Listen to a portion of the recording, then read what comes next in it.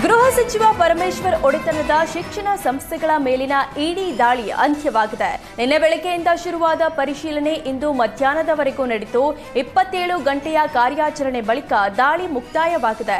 ಸಿದ್ಧಾರ್ಥ ಶಿಕ್ಷಣ ಸಂಸ್ಥೆಗಳ ಕಾಲೇಜಿನಲ್ಲೇ ಬೀಡು ಬಿಟ್ಟಿದ್ದ ಇಡಿ ಅಧಿಕಾರಿಗಳು ದಾಖಲೆಗಳ ಪರಿಶೀಲನೆ ನಡೆಸಿದ್ರು. ಕಾಲೇಜಿನ ಲೆಕ್ಕಪತ್ರ ವಿಭಾಗದ ಮುಖ್ಯಸ್ಥರ ವಿಚಾರಣೆ ನಡೆಸಿರೋ ಇಡಿ ಪ್ರತಿ ವರ್ಷ ಕಾಲೇಜಿಗೆ ಬರ್ತಿದ್ದ ಆದಾಯ ಎಷ್ಟು, ಕಾಲೇಜಿನ ಆದಾಯದ ಮೂಲಗಳೇನು ಅಂತ ಪ್ರಶ್ನಿಸಿದೆ. ಬಳಿಕ ಕಾಲೇಜಿನ ಲೆಕ್ಕ ನೋಡಿಕೊಳ್ಳುವ ಆಡಿಟರ್ನ ಕರೆಸಿಕೊಂಡು ವಿಚಾರಣೆ ನಡೆಸಿದ್ದು ಪ್ರತಿಯೊಂದು ವಹಿವಾಟನ್ನ ತಾಳೆ ಮಾಡಿದೆ.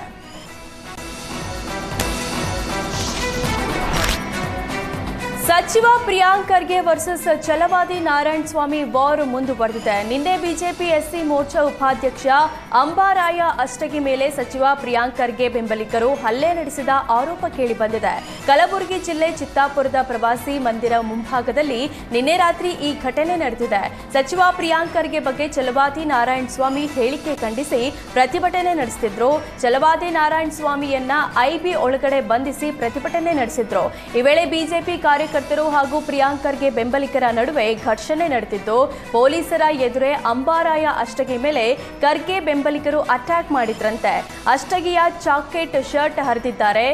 ಅಂಬಾರಾಯ ಅಷ್ಟಗಿ ಜೊತೆಗೆ 4 ಬಿಜೆಪಿ ಮುಖಂಡರ ಮೇಲೂ ಹಲ್ಲೆ ನಡೆಸಿರೋ ಆರೋಪ ಕೇಳಿಬಂದಿದೆ.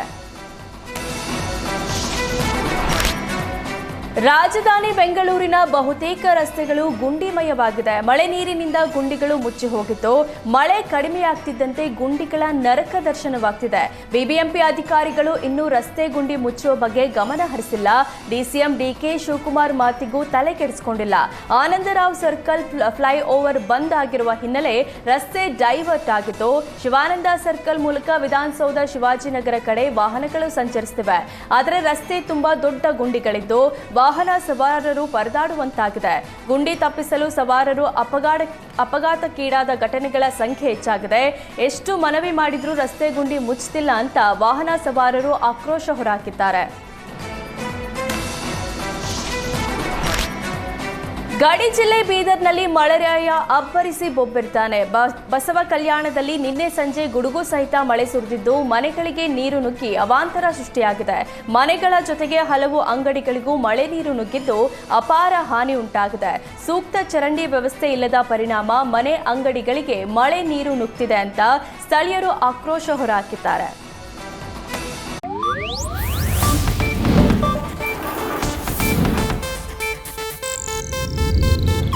ಇದು ಏಷ್ಯಾನೆಟ್ ನ್ಯೂಸ್ ನೆಟ್ವರ್ಕ್ ಪ್ರಸ್ತುತಿ.